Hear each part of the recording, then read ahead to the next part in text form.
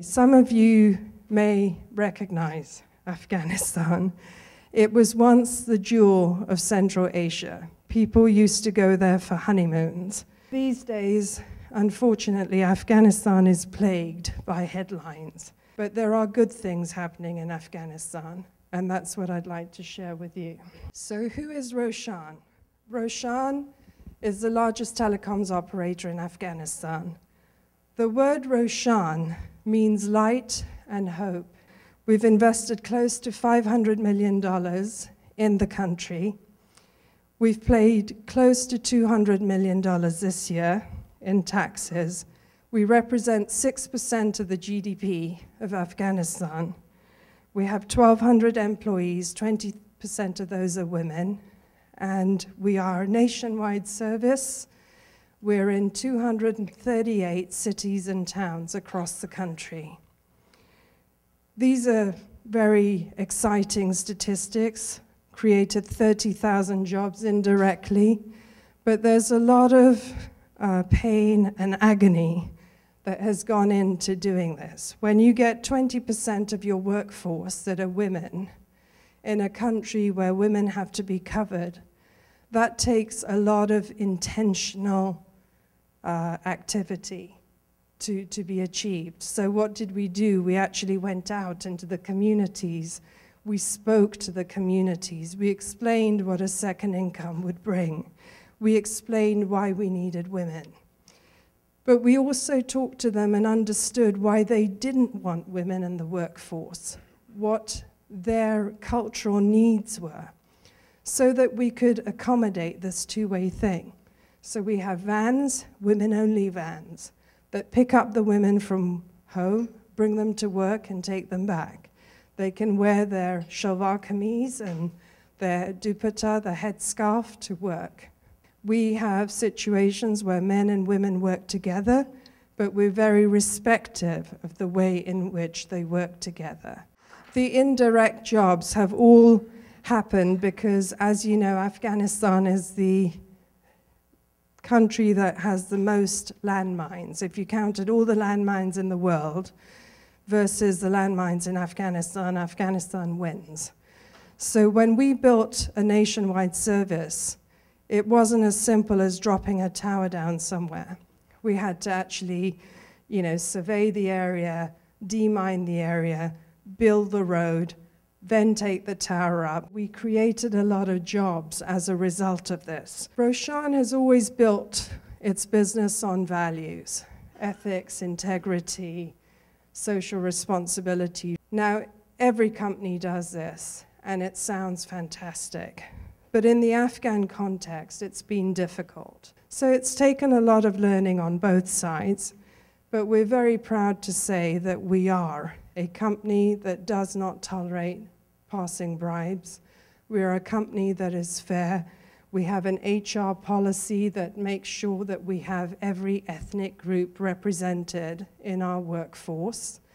We are a group that don't allow ethnic cliques in our company, and we work very hard to make sure that people work together.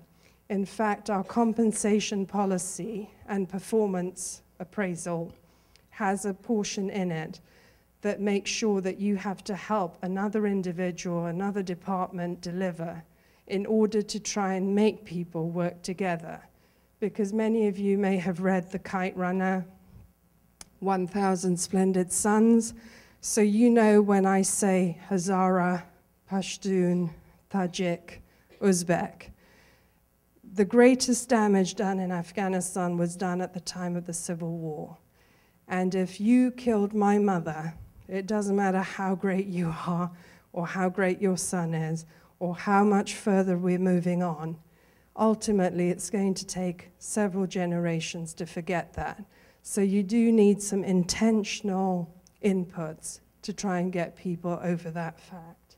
So what were the critical success factors? I mean, this year we're going to be a $400 million company. And in Afghanistan, against all the odds, with all the security issues, last year was our best year. We could have gone in the country and built our own stores all across the country, but we didn't do that.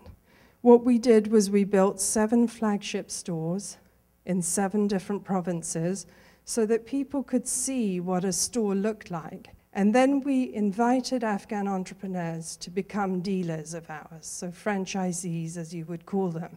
And we provided them with all the support and the training to set themselves up. It created more jobs, greater prosperity. It tied us in with our dealers and with the community. And it also helped build capacity. From a business perspective, it was actually cheaper than going out buying 238 leases around the country. Engaging the community. You've all heard about the Taliban blowing up towers, and we are one of the companies that gets most of the towers blown up. And the reason for that is that we don't pay protection money, which is a fancy name for a bribe. What would we be doing? We would just be funding something that we don't believe is appropriate for the country. And so we brought in security firms and all kinds of things in the early stages, but we still got bombed. And so 2 years ago, we went to a community engagement model. We went to the community and we said, you guard our towers. You guard our towers because we make X amount of money off this tower, and every hour it's switched off, we lose this much money. So everything above this line, you will get a profit share with us, and you can use it to enhance your community. And that has been a phenomenal success for us.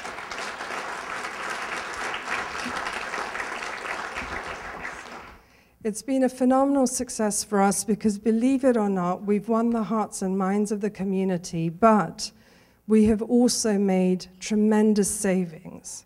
We saved close to $13 million by moving to this model, so it made good business sense.